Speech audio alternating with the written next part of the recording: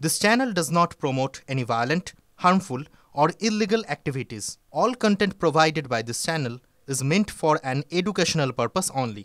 Cancer Healer Center, a new beginning. এবার মহার্ঘ চাল, চলুন সেদিকে নজর রাখা যাক, কারণ হু হু করে বাড়ছে দাম। মানে মধ্যবিত্তের পকেটে কি ফের টান?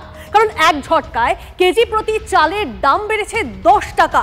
মিনিকেট, রত্না, বাঁশকাঠি থেকে গোবিন্দভোগ সব চালই মহার্ঘ। এবং চাল কিনতে এসে রীতিমতো মাথায় হাত ক্রেতাদের।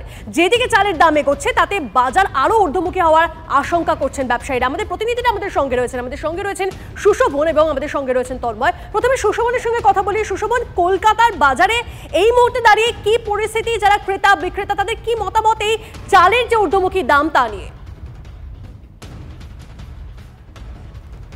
দেখো, স্বাভাবিকভাবেই তারা যথেষ্ট চিন্তিত, তার কারণ চালের দাম যেভাবে বেড়েছে সেই জায়গা থেকে যারা আসছেন তারাও কিন্তু যে একেবারে পরিমাণ মতো অনেকটা বেশি কিনছেন সেরকম নয়, তার কারণ কিছুটা হলেও তাদের অসুবিধা হচ্ছে। একটু জিজ্ঞাসা করি, আপনি কি চাল কিনতে এসছেন? হ্যাঁ হ্যাঁ। আচ্ছা, এই যে চালের দাম বেড়েছে এতে কতটা অসুবিধা হচ্ছে? অসুবিধা হবে না কি, এ তো স্বাভাবিক। মেন তো চালই আমাদের, আমরা তো সকাল থেকে রাত্রি পর্যন্ত মানে চালের উপরেই নির্ভরশীল। আমরা সবাই তো আর রেশন দোকানের চাল খেতে পারি না, ওই যা কোয়ালিটি। তা আমরা এখান থেকে চাল নিই, এই চালের দাম বাড়াতে আমাদের। কত টাকা করে কিনতেন আর এখন সেটা কত টাকায় কিনতে হচ্ছে? আমরা 56 টাকা কিনতাম, 46 টাকা থেকে এখন 66 টাকা কেজি হয়েছে সেই চালটা। মানে 10 টাকা বেড়ে গেছে বলছে? 10 টাকা বেড়ে গেছে, হ্যাঁ। সেক্ষেত্রে প্রতি মাসে একটা তো বরাদ্দ থাকে যে এত কিলো চাল ঘরের জন্য সঞ্চয় করবেন, শুধু সেই চালটা কি একটু কিনতে গেলে অসুবিধা? একটু অসুবিধা হচ্ছে, কম কিনছি আমরা। আজ এখন অন্য দিন 3 কেজি 4 কেজি কিনে নিয়ে যেতাম, এখন 1 কেজি 2 কেজি কিনে নিয়ে যাবো। অল্প অল্প করে করছি, মানে স্টেপ করছি। যিনি বিক্রি করছেন তার সঙ্গে একটু কথা বলি। আচ্ছা, এই যে চালের দাম বেড়েছে সেক্ষেত্রে যারা আসছেন তাদেরও কি বোঝাতে কোথাও অসুবিধা হচ্ছে এবং এই কমার কোনো একটা সম্ভাবনা তৈরি দেখছেন? এখন পর্যন্ত দেখছি না কমার সম্ভাবনা।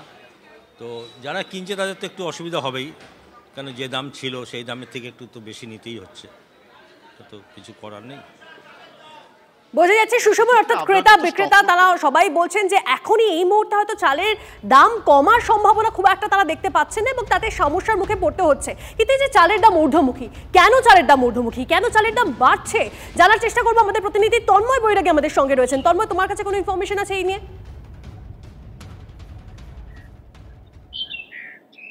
দেখো, আমরা দাঁড়িয়ে আছি আরামবাগের একটি ফ্রুট প্রসেসিং রাইস মিলে, যেখানে রাইস মিল যেটা দাবি করছে তাদের কাছে উৎপাদিত ধান ঠিকঠাক এসে পৌঁছাচ্ছে না। আকাল দেখা দিয়েছে ধানের। আর কেন আকাল?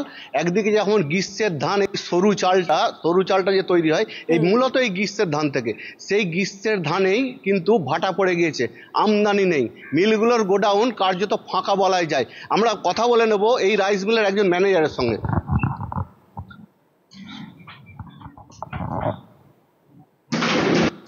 চালের দামটা কেন বাড়ছে?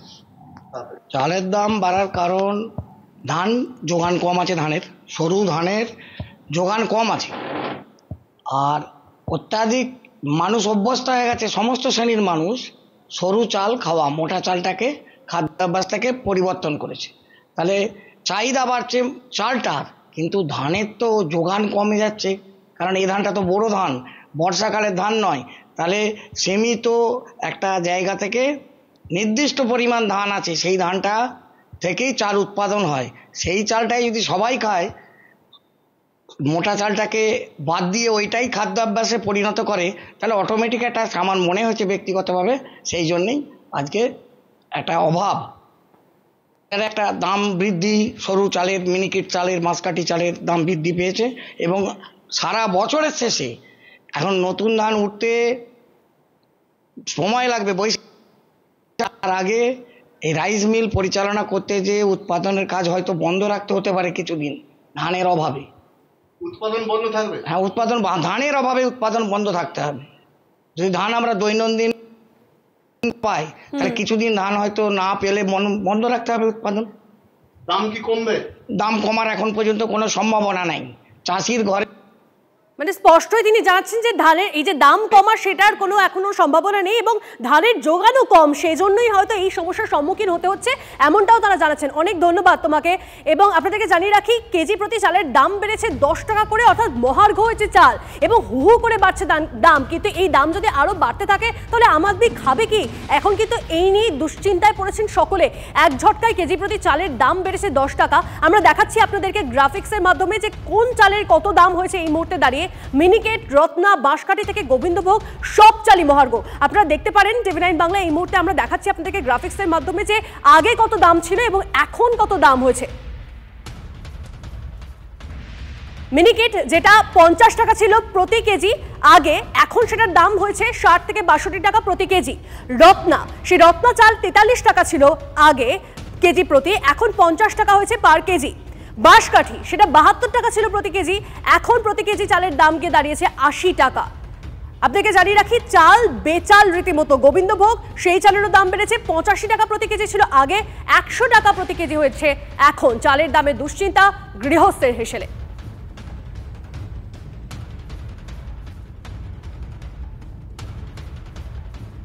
আর একবার আপনাদেরকে জানিয়ে রাখি, এই সমস্যায় কিন্তু সাধারণ মানুষজন ভুগছেন এবং আমাদের প্রতিনিধিরা পৌঁছে গেছেন, একদম বাজারে পৌঁছে গেছিলেন, সেখানেও মানুষজনের সঙ্গে কথা বলছেন এবং তারা বলছেন স্বাভাবিকভাবে খুব অসুবিধার মধ্যে পড়তে হচ্ছে। কারণ চাল এমন একটা জিনিস, বাঙালিদের মধ্যে চালের অত্যন্ত গুরুত্বপূর্ণ একটা ভূমিকা রয়েছে, সেখানে দাঁড়িয়ে চালের এত দাম বৃদ্ধির জন্য কিন্তু তাদের সমস্যার মুখে পড়তে হচ্ছে।